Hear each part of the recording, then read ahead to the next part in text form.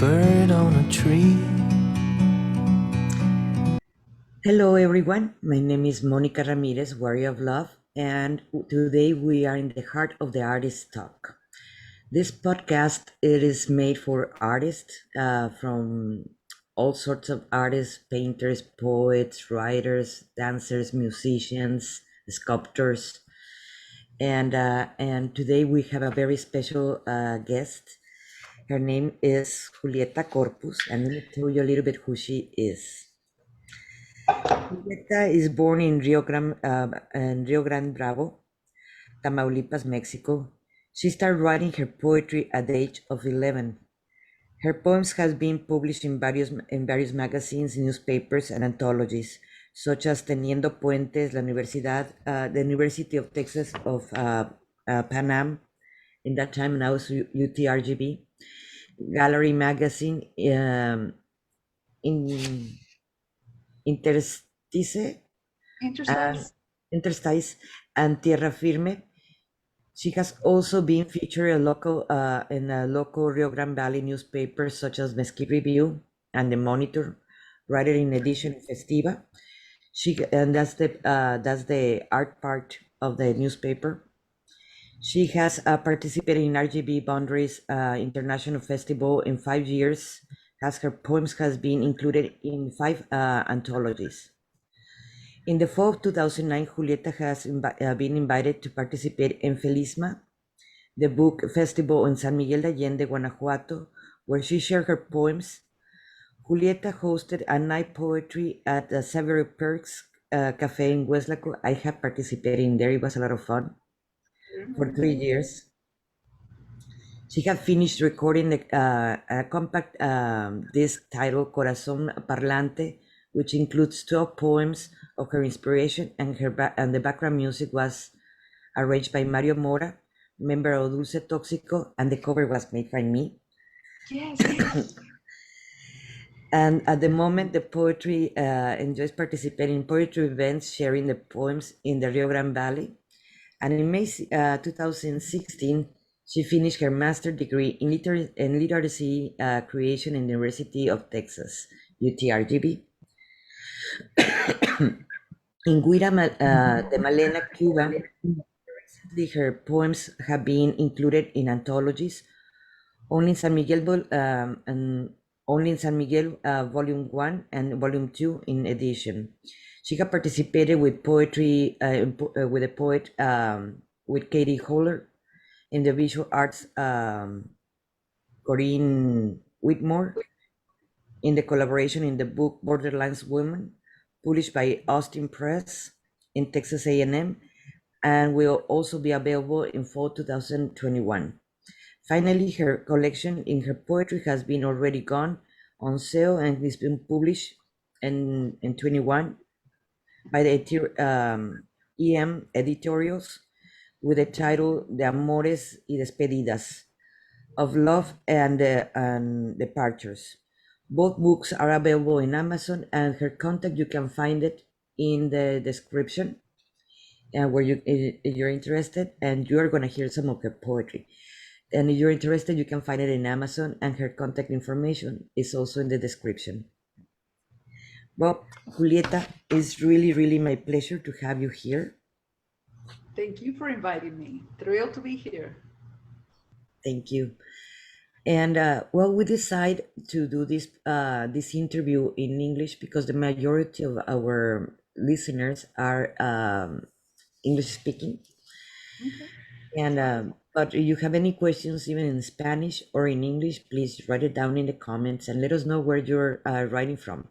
We will appreciate that very much. Julieta, it's really my pleasure to have you here. Thank you so much for accepting. Julieta, many of the people that are listening to us, they might be poet appreciators or artist appreciators, but not necessarily they are artists. So just keep that in mind, because many people, they don't know the process of the artist, and that's one of the purpose of the artist of the heart of the artist talk, so that people get to know our process and our ups and downs that we have, and we go with, and as a survival also, so that people can understand a little bit more of the artists, what we have, what we pass, and then that is not so simple, it's not so easy, but we still do it because we love it. We do. Passionate about it. So I would like to ask you, what makes you, from when you were little, you started writing your poetry when you were 11, to Really become young. and to decide actually to become a poet and dedicate your life, because that's who you are now. That's who I am now. That's how I'm recognized, mostly as a poet. I'm also a bilingual translator.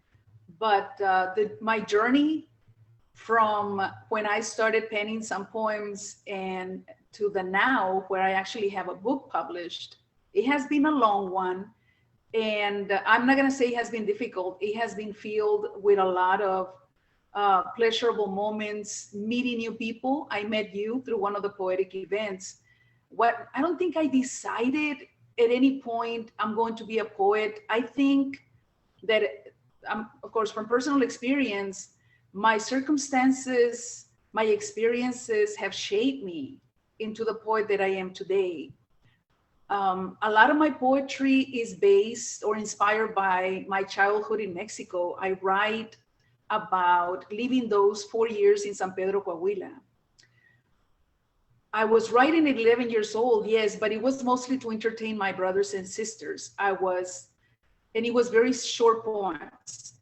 And what I was doing mostly was illustrating my own graphic novels. So um, I would have like telenovelas. That's what they were. They were soap operas in drawing form, mostly stick people, because I haven't really been a great artist, with dialogue. So I was imitating the magazines that I grew up with, because I grew up reading graphic novels in Mexico. And so that's what I was doing. I was imitating. And again, it was for entertaining my brothers and sisters, because we're talking about a time when there were no cell phones, no iPad, everything that is a distraction nowadays, no Facebook. And I had a beautiful, vivid childhood growing up in Mexico. I didn't appreciate it then, because I was just, of course, surrounding myself with everything that I was experiencing. But when I came to the United States in 1978, and I would talk to people about what I experienced in Mexico, a lot of them would raise their eyebrows and ask me to repeat what I had just told them. To give you an example, so those 4 years in Mexico, in San Pedro, Coahuila, I was living in a tenement with my grandma, my mom, my sisters. And just the idea of a tenement here, I have to describe it to the people that I speak to here, because we're used to apartments and apartment buildings. But it's a tenement in San Pedro. It was a building you walk into. It was one story. And the little houses or the rooms were inside. And there were, I'm going to say there were 10 of them, surrounding a huge fountain with water, a cistern. Every tenement had a cistern, and that's where my mom would draw the water for washing the dishes, for washing clothes, and even for emptying the water into the toilet, because it wasn't a flushing toilet. So this was a small space shared by 10 families. We didn't exactly know each other. We ran into each other occasionally. And so now it could be described as magic, surrealism. So my grandmother was a follower of El Niño Fidencio. And El Niño Fidencio had been an actual person. When he died, he became a saint for the people. And not only that, because he used to heal when he was alive, he used to heal with plants and with herbs and with different natural healing. Everything he found around him, he would use it for healing. Perform operations with glass. I mean, now I hear that and it's like, what do you mean? He cut people with glass. Nothing to put the person to sleep, just cut. And so this person dies. He becomes a saint, made a saint by the people, but then these cajitas start popping up, boxes, but they were actually channelers. They were channeling the spirit of El Niño Fidencio to come into them, and then they would heal people through this spirit of El Niño Fidencio. And so every Wednesday at 7, like clockwork, Sara, the channeler, would walk through our vecindad. There was a temple ready for her where she would put on this shiny gown, tie it with a white rope, go into a trance and channel the spirit of El Niño Fidencio, and then people would gather and she would start healing them, or through. It was, again, something that I grew up with. That's just one sample of the beautiful, magical things that happened to me as a child that now as an adult, I put in writing form. I turn into poems because I don't want to forget that part of my childhood, all those wonderful things. But I don't think there was a point where I said, okay, I'm going to become a poet. Again, I've been shaped by circumstances, blessed by having experienced so much that by 53, I'm 53 years old now. Many times I tell myself, but I have lived like 4 or 5 lifetimes because of everything that I have experienced. So that's what I am as a poet, just someone who now puts to paper what I have experienced. Very personal stuff. And I don't mind sharing at all what I have experienced. I do understand all that thing because I am a channeler myself. I just don't channel Niño Fidencio. I channel beings of the highest planes. But yes, in Mexico, I grew up in Mexico. We have so many stories, and our culture is so rich that there are so many things that we can talk about that, and it's Oh, yes. never ending, never ending. Exactly. It would just be a conversation about that, what I have experienced, what I went through, religious, and just categorize it. Religious, visiting my cousins at the ranchos, at the ranches where they live, the adventures I had there. My grandfather worked in a field that didn't belong to him and what he went through. My mom working already as a young girl at 12 years old. My dad, abracero, coming to the United States at 12 years old, crossing the river by himself and working here at that age, and then just going back and forth between the United States and Mexico, taking money and just living a very strange, wonderful life also. So, We have a my stories. we have a very special person seeing us. He's also a very good writer, Ramiro. Yes. He's saying hello to both of us. Hopefully we can have him soon here. Ojalá te obtengamos pronto aquí también, Ramiro. Se requiere. Gloria va a estar. Gloria, I'm going to interview Gloria. Wonderful. Okay, I would like to ask you, going back to that, have your thematic from then have changed? As an artist, as a painter, my thematic have changed. It depends on my emotions completely, or what I feel, and it have changed my thematic. Even the way I write, it have changed completely. How is for you now? Do your thematic with your experience now, is it have changed, or is still writing with the same thematic? No. I can tell you that my early poems were very lighthearted, and they were about, for example, whatever I was experiencing at the moment. If I was outside listening to the wind and just watching birds, that's exactly what I would write about. I have funny poems. I tried those also. As I matured, as I experienced more, as I experienced loss, that's when I noticed that my poems just acquire a different perspective. The vocabulary itself changed. I noticed it wasn't so lighthearted and so romantic and idealized or idealistic. But I began to research in the internet and within myself, more within myself, but looking for words that could truly express what I was feeling at that moment. So I started lighthearted, and then I went through my romantic phase, where in my mind, I was making up these beautiful, passionate romances that always ended in misery. And writing about it, because I have this streak for the dramatic. Again, I'm gonna blame the Mexican soap operas and a lot of Mexican movies.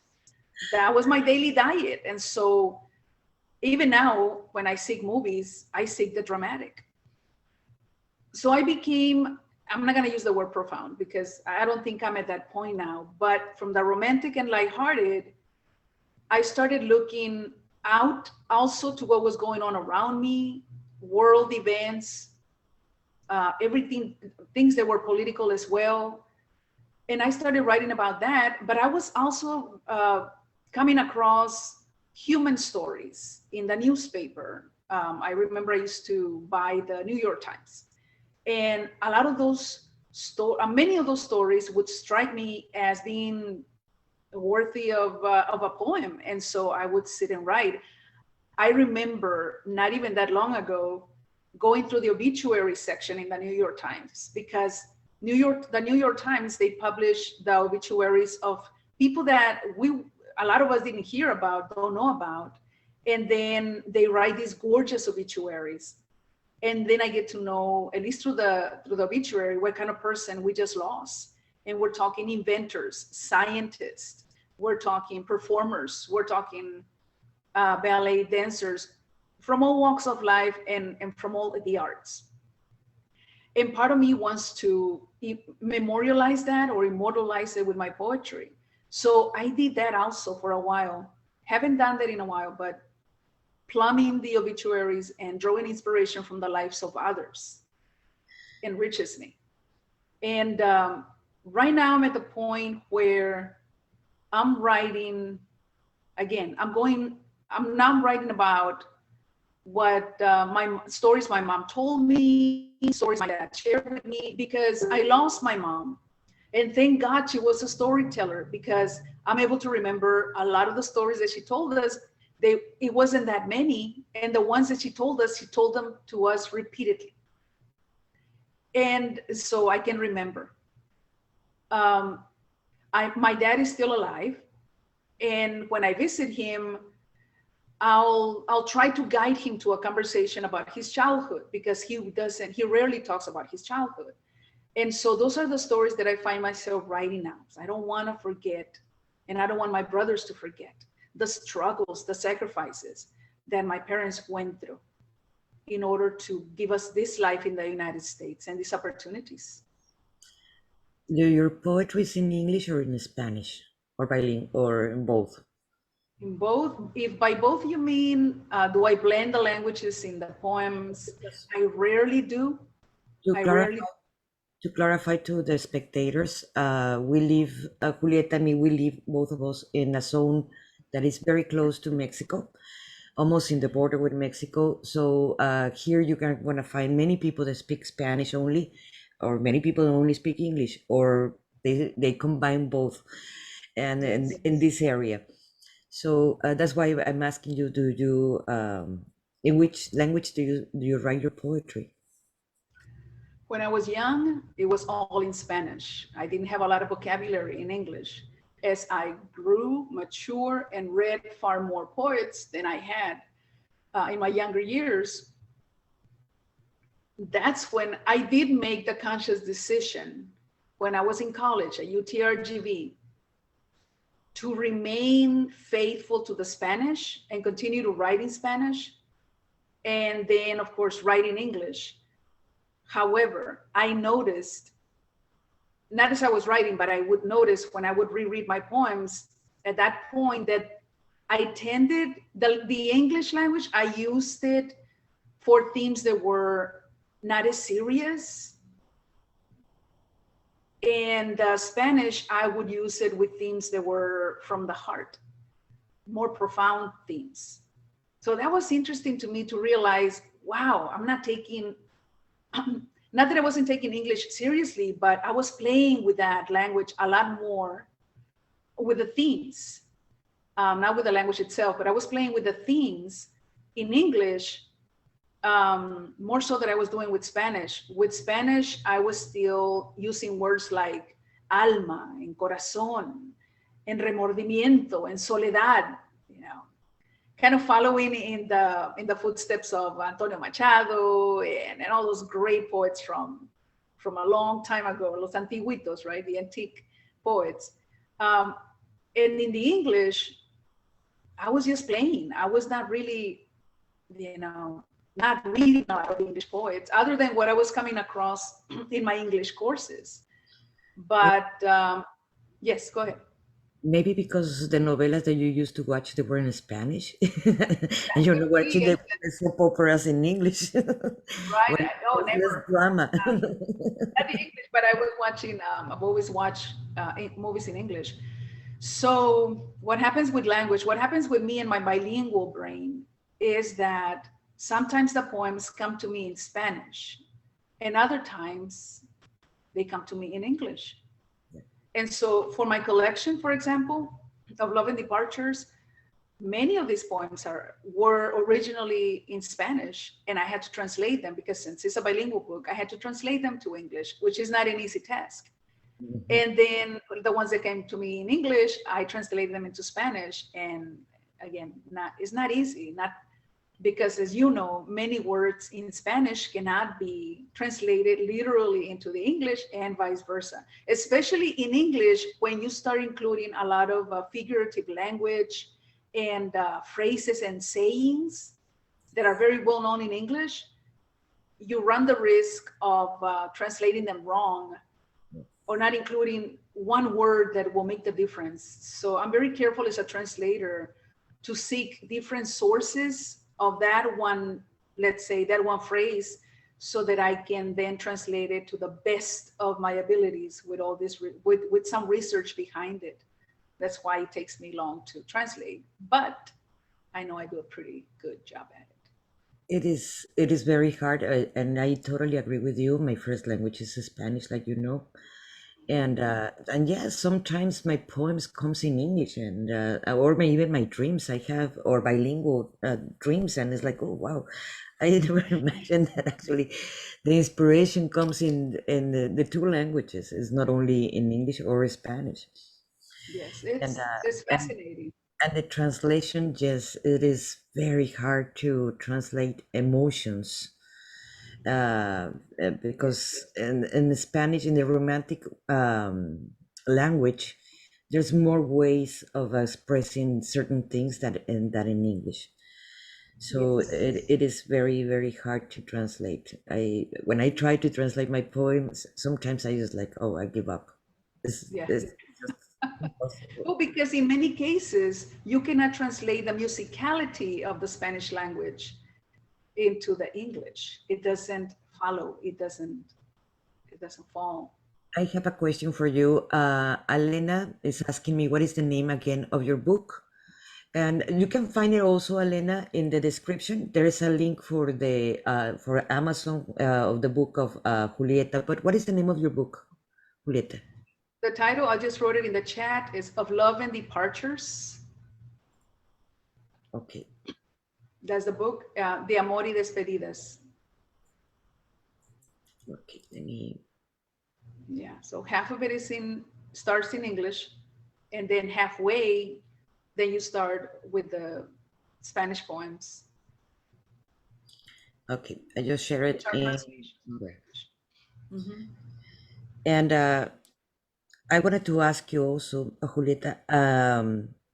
I know before you were a teacher, and now you're a full-time translator and poet. Or how hard? What I wanted to open up for our spectators, that the ones that don't understand too much about the art world. Sure. How hard is to actually become a poet and survive and pay your bills and have vacations and so forth as Yes. a poet? As a poet, I'm not making a living as a poet. I'm making a living more as an editor and translator nowadays. The poetry, it's very difficult to sell in book form. I mean, I'm starting out. This is my first book, and of course I'm full of hope and excited for what what the future holds. I do have other books already in mind to bring to life, but I want to say that translations that I'm currently working on and the edits. Whereas an editor it's what was putting some money in my bank account. Not so much as a poet. Poet, I do it because I love it, and because, as I wrote in one of my poems, if I don't write it down, I'll scream it. I mean, I would spend the day screaming it or howling it. Sometimes that emotion just lodge in my throat, and I just put it on paper. That's how I expel it. That's how I exercise it. Elena says that she's from Italy. Are you hearing us, Elena, from Italy? Ciao, Let us, Bella. let us know. Beautiful. Yes. I wanted to ask you, many people are writing poems or writing books, or they want to participate in anthologies or things like that. How easy or how hard is to publish a book or be part of an anthology? To be part of an anthology, what has happened with me is that I started presenting my poetry, sharing my poetry back in 2009. Previous to that, I was not sharing my poems, not in public. I submitted to a journal at UTRGV.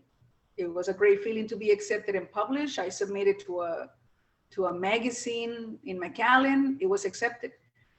But what has happened with me through the years, and doing the open mics throughout the valley and traveling outside of the valley to read my poetry, I would like to think that I have formed networks, people who now know me by name, and they know my work because I have taken advantage of the opportunities given to me whenever there's an invitation to go to Houston, to go to Austin, to go to, to participate in any poetry event.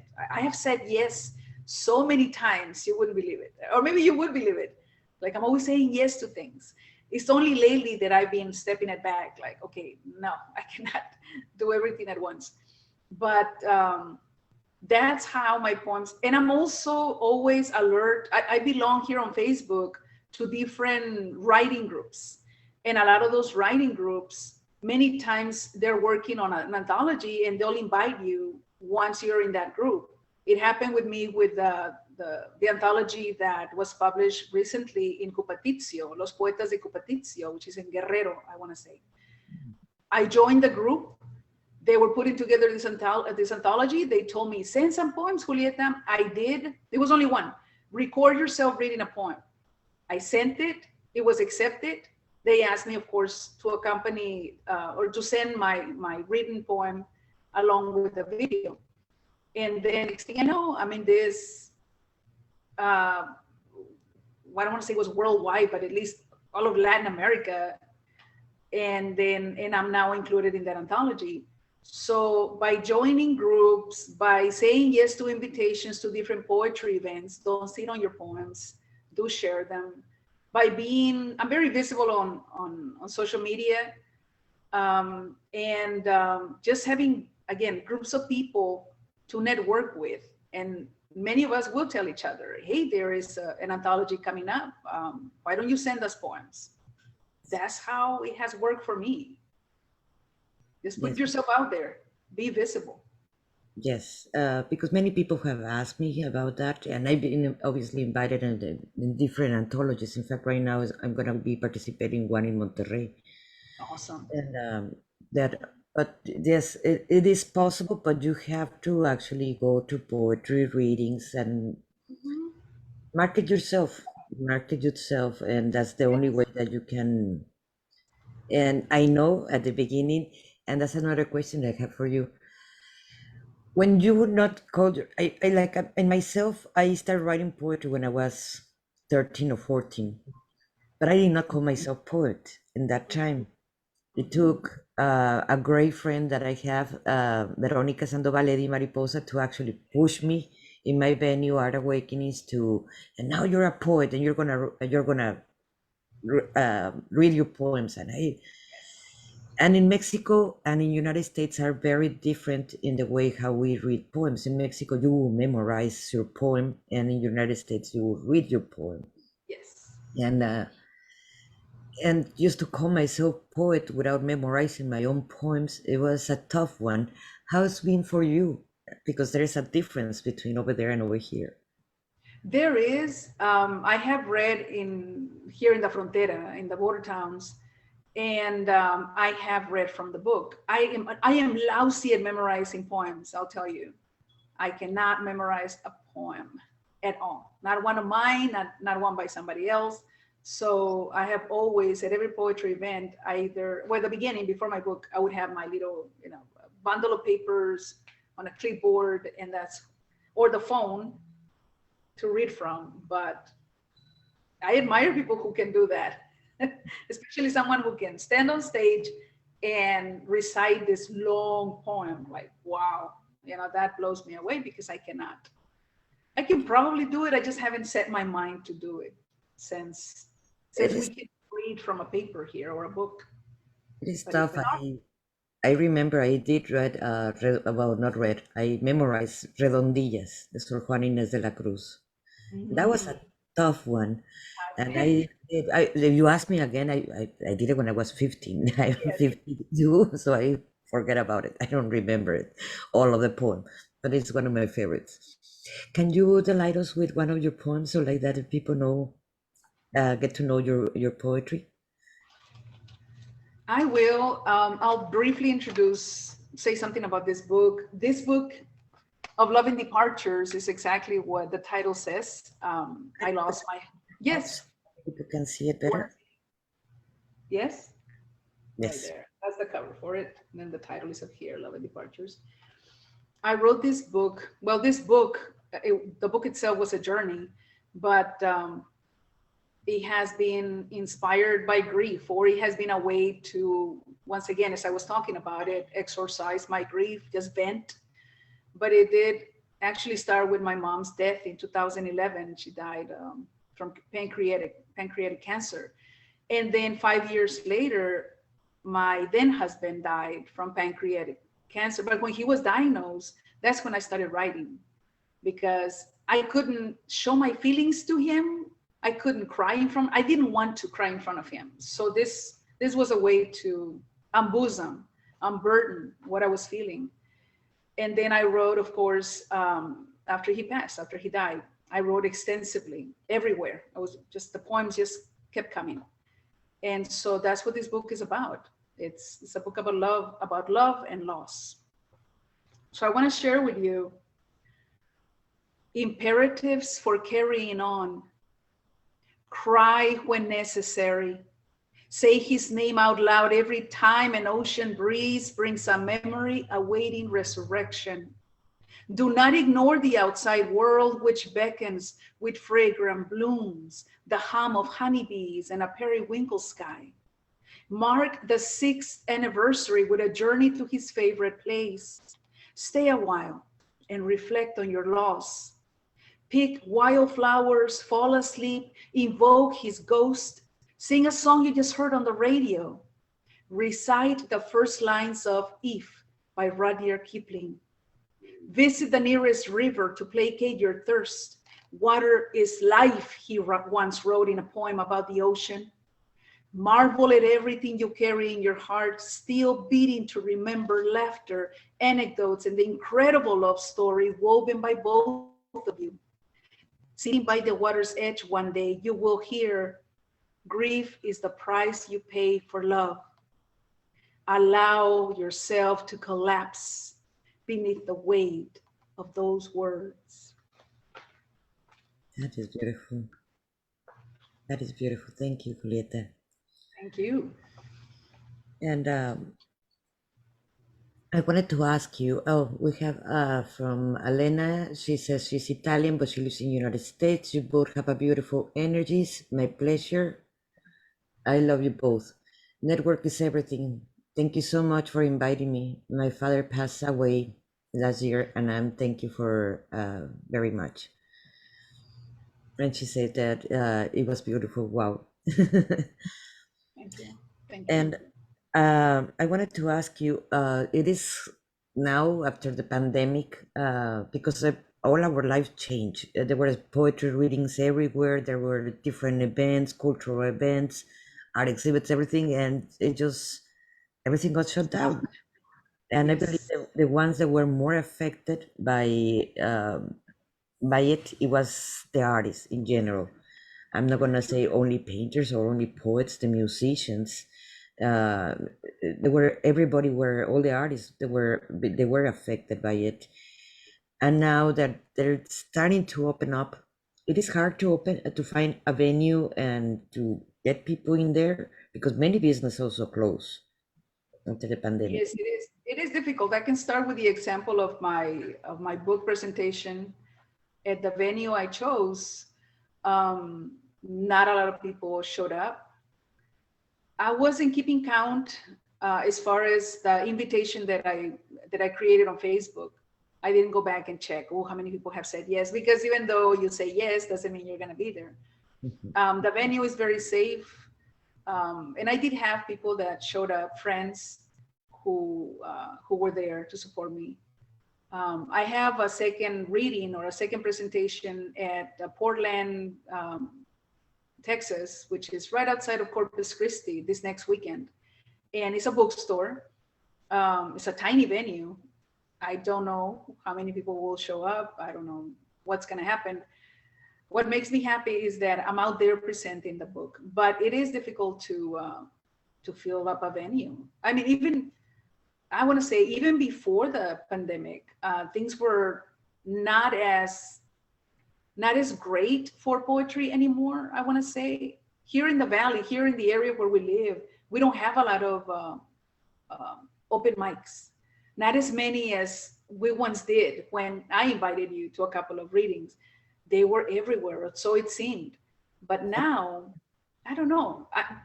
And I think I was hoping that at least some of the people that attended when I was organizing the open mics, that some of them would take over, because in my mind I was like, I'm too old, let somebody else take over, let the young people lead. Nobody's taking over. Nobody's saying, me, I have a venue or I'm gonna go. And I wonder why. I don't know if it's shyness. I don't know if it's lack of connections or networking. I'm ready to go out there and host an open mic, a regular open mic, because I'm dying to do so. I love doing it, and I want to do it again. So I, yeah, it's I I believe I was one of the first ones that started in Art Awakenings, the open mics. I believe that's where I yes, met you. I read there. That was one of my first readings at Our Awakenings. Yes, and I believe it was one of the first open mics that was in this area. You were And one of the few.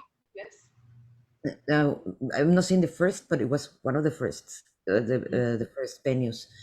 And yes, Yes. I agree with you. There's no many places, and I understand why, and I would like to even bring it out a little bit here.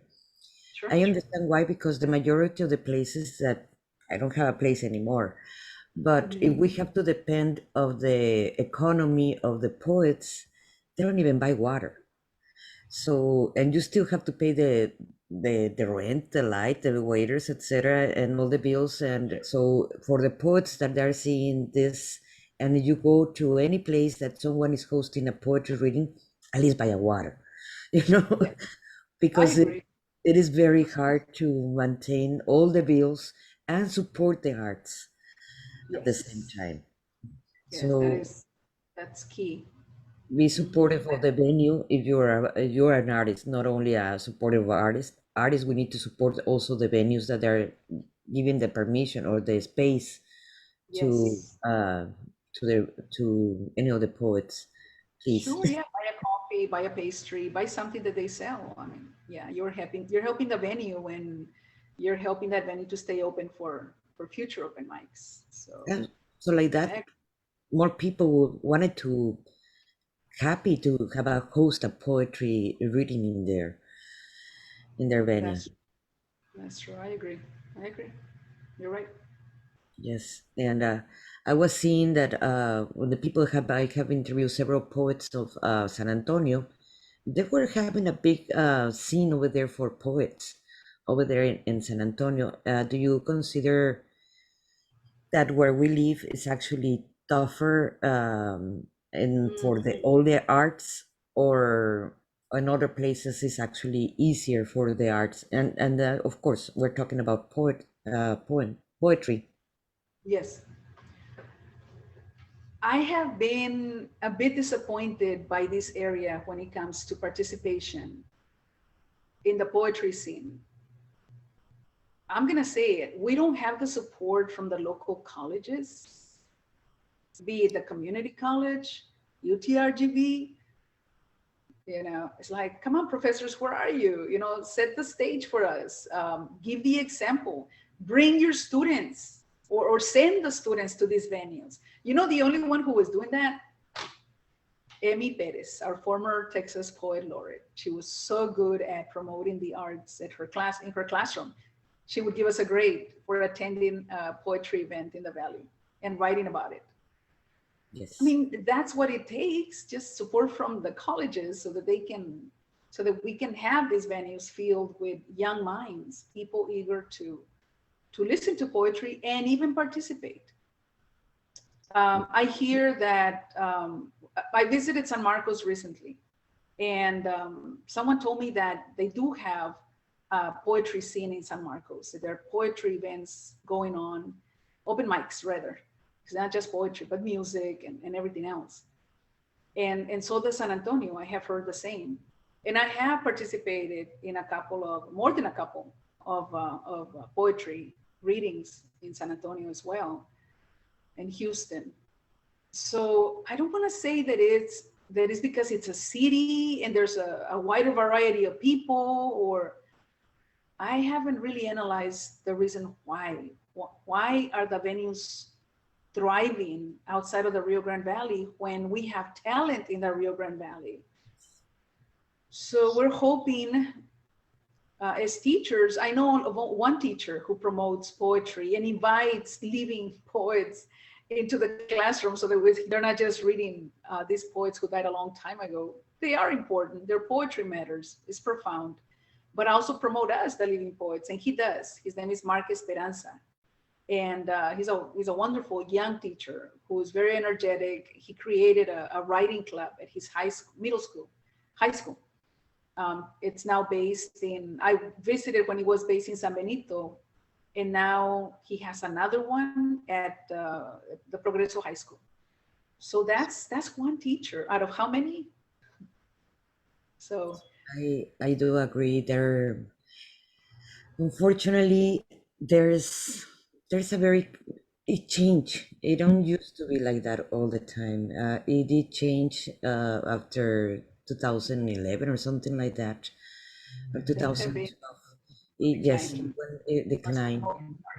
And that's in all the arts, not only in poetry. I'm talking about painting. I'm talking about the sculpture, or even in music. I heard from even musicians complaining that no one goes to listen to them. They just see them as a background music, and they Yes. complain. So the same thing. Uh, in all the arts, dancers, etc. They're complaining. So Yes, true. yes, we need to support more the arts for the people from the Rio Grande Valley. If we something that I always mention in this podcast, and I wanted to mention it again. Remember, artists, we are storytellers of our time. We do it through our medias. It doesn't matter. It's poetry, it is dancing, it is music, it is painting, it is sculpture. It is in all the medias or acting. We are storytellers, and that's why we're so important to the society. And Yes. if we support them, they can continue doing the craft. Imagine the world without no story. Mm-mm. Imagine, and hey, and in Texas soon we're not going to have that story in our schools. So My so be goodness. careful. Yes, So yes. let's support the artists Those so with we can regret. continue saying the stories, right? Yes, yes. May I share another poem from this collection? Yes, please. This one is titled "This World." This world is too much without you. A zealous sun scorches the bed sheets each morning. A multitude of bird songs penetrates delicate crevices. Cacti spines leap off, piercing flesh. Fist-sized figs ripen out of reach. Even our morning glories have become nocturnal. This world is too much without you. Its weight has been slowly crushing me for some time now. Gravity, I surrender.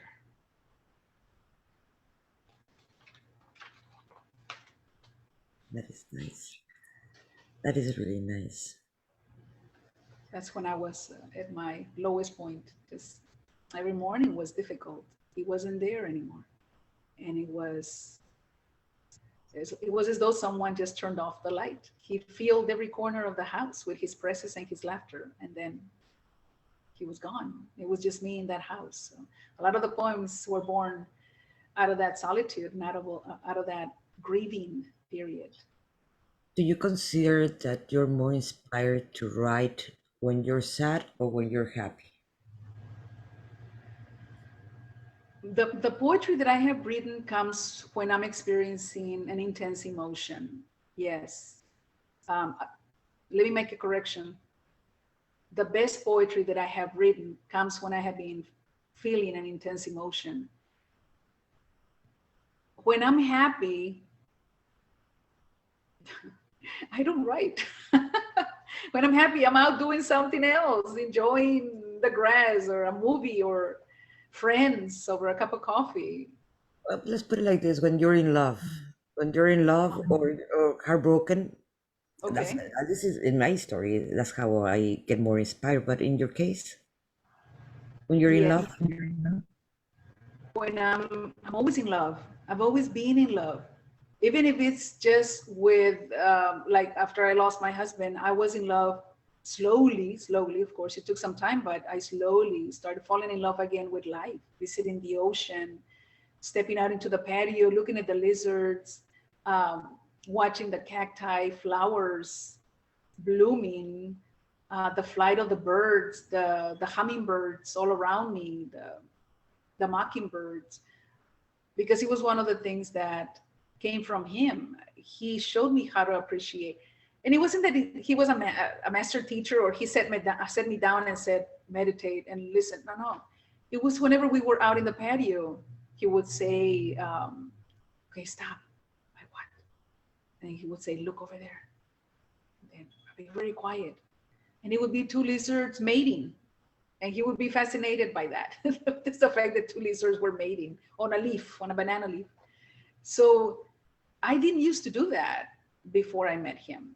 I want to say that I was going through life just zooming by, like, not stopping to admire the flowers or the lizards or the woodpeckers. So yeah, I've always been in love with do you something. teach?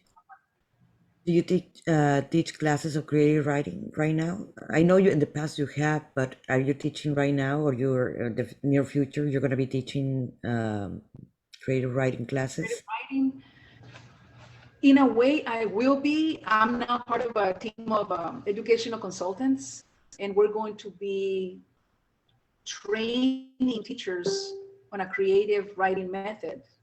Um, so yeah, I'll be teaching creative writing. I'll be talking to students and I'll be sharing poems. I am very excited about that. It should start in the fall, in September, when we start visiting classrooms, my team and I, and doing just that.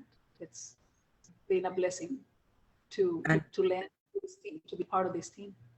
but that's for schools and outside schools. You're not planning to do another workshop or something like that. Outside of school, well, what I'm planning to do is to start the creative writing classes that I used to hold at a coffee shop in McAllen.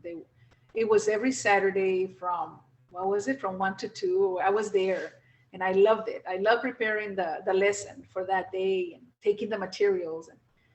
But what I want to do now is more convenient perhaps to do it through Zoom, even though I did have a number of people ask me to do it in person. But right now we have to be a little careful, more careful, because of the Delta variant that's floating out there. So I'll tone it down. But once we're out of the woods, once that's in the clear, once we're in the clear, then I would love to go back to in-person workshops. I love the feeling of having a small community of writers and seeing them on a weekly basis and seeing them grow. Because young women who join, and then they tell me the same story. Well, I write, but I don't share. And I say, well, you're not obligated to here. It's a safe space. So if you want to share. And then I know one particular person who joined my team or the writing group, and she was very shy, but she was writing very well. She had a lot of images and a lot of metaphors and a lot of, and then within 2 or 3 months, she was already on the stage for the first time performing her poems. I love that. I love to see that growth. But I invite to my creative workshops, writing workshops, I invite people from all walks of life, from all social statuses, and it's just come one, come all. I receive them all equally, of course. Something that I do notice with teaching classes online, now you can connect to the whole world, not only to locals, and that's something that fascinates me. Like when, even if I like the contact one-on-one with people, Sure, sure. I enjoy when I'm teaching and I have people from all over the world. That's something that and only Zoom or online we can connect like that to the rest of the world. And that's something Yes. that 2020 actually teaches. That It's amazing. yes. Mhm. Well, what is your plans for the near future, Lit? The near future, if you're talking about within the next few months, my team and I, we're going to start our trainings in Austin in a couple of weeks. So I'm very excited about that.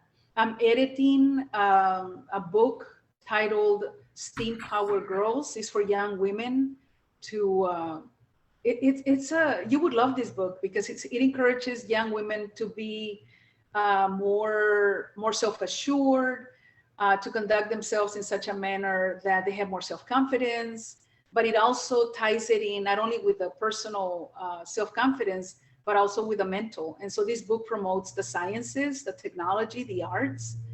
And I'm working in conjunction with a translator from Spain.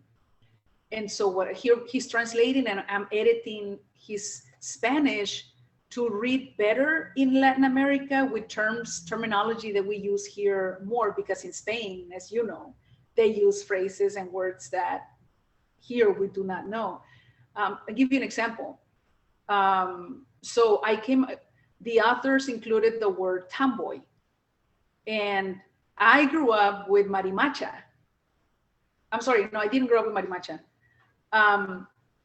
The author used the word marimacha. That was his translation. Well, marimacha, where I grew up, meant something else. It meant a woman who liked women. And so we had to agree on a word that could read well for our young girls. And I searched and I searched and I found the word ahombrada, ahombrada. And that is a term accepted by the Real Academy or by the Real Academia Española. And he agreed that was the best word. So it's an interesting journey with this translator because I'm editing Spanish and I love it. I'm enjoying it. I'm also doing translations for a professor, and these are a poet. I'm translating poems by poets from all over the United States. And I'm loving that as well. So I'm in my happy place, translating poems and editing texts. That's good. If any writers wants to be edit or translate their books, I highly recommend Julieta. I'm probably gonna be using her myself soon, and Yeah. and I highly recommend her. And she has a very good ethics in her work. I highly recommend that. Well, would you like to, before we close, to read one of your last poems? And before we close, Yes, of course, I would love to. I'm going to read you one titled If I Live Before You, and this was inspired by Mercedes Sosa. Si me voy antes que tú. If I live before you, write a poem about happy arrivals, not inevitable departures. Take nocturnal walks along the ocean, inhale its essence. Sit beneath the tall huizache, cover your body with its fragrant blossoms. If you are working outdoors, stop and watch the butterflies, talk to them. Sleep outside on full moon nights. Feel the breeze caressing your skin. Let Mercedes Sosa lull you to sleep with songs about life, love, and death. Visit my salty grave every November. Read your latest poems out loud. Remember me the way I was when you first met me. If I leave before you, please do not grieve for too long. Remember what I have always told you. If I leave before you, I'll be waiting. That is beautiful. Thank you so much, Julieta. Thank you for accepting this invitation too. I really appreciate it. And thanks to your audience. Thanks to everybody who's here listening and those who might listen later and watch this video later. I appreciate that. Monica appreciates that as well. Thank you. And tomorrow in Soul Talk, we're going to have Kay Schultz. She's in Canada and she's a life coach and really, really good actually. And the next week in the Heart of the Artist Talk, we have Jasmine Becerra. She is a visual artist. And right now we have opened the registrations for Path to the Heart, that it will begin the retreat on the 6th, 7th, and 8th. The information is also on top, so if you want more information, or you can send me a direct message too. And thank you, everybody. And if you're seeing the replay, just hashtag replay. We will appreciate that very much. And if you have any questions, you can write it down here, and later on we can, Julieta maybe can answer them, or I can direct you with Julieta. Sure, I would love to. Thank you so much. Thank you, Julieta. And you can find later on this talk in also in YouTube. Thank you so much. Thank you. Hasta luego. Gracias.